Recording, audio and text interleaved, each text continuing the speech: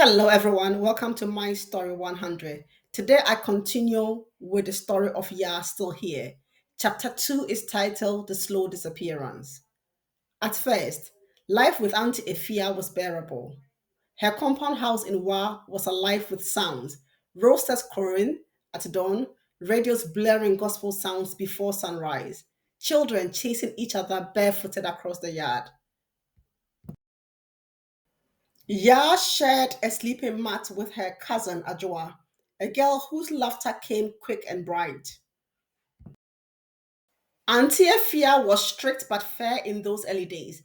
Ya fetched water from the borehole, swept the compound, and ran errands to the kiosk without complaining.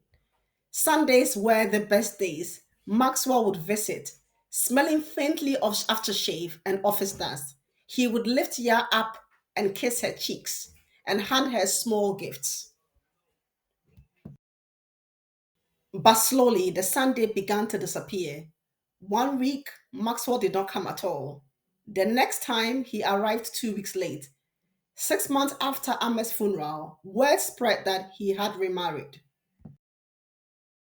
From then on, his visits were uncertain. Sometimes he came empty handed, stayed only long enough to ask a few questions before leaving. The gap then stretched 3 months, 6 months, eventually a year. The money for Ya's upkeep slowed, then stopped entirely.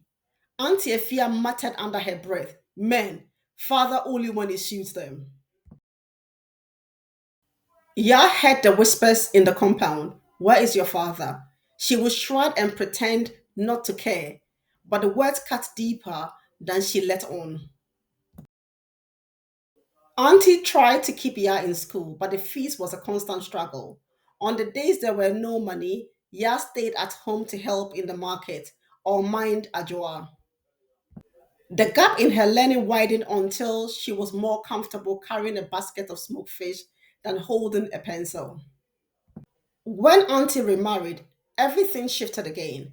Her new husband, Kwaku, wasn't openly cruel, but his disapproval was constant.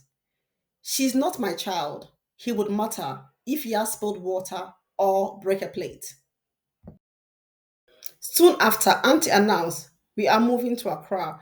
Keku had found work there, and she spoke of opportunities. But Accra was nothing like Wa.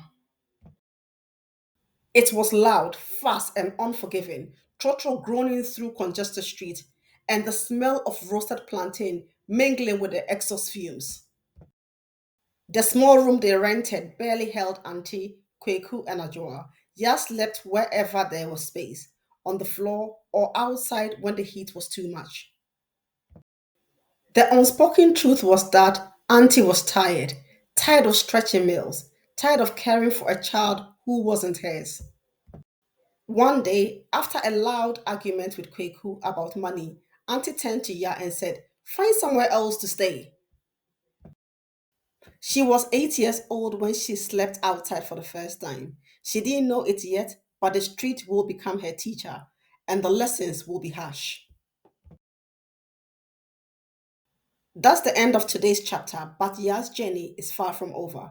Make sure to follow at My Story 100 on TikTok and subscribe to my YouTube channel, My Story 100 Finding Voices, so you don't miss the next chapter.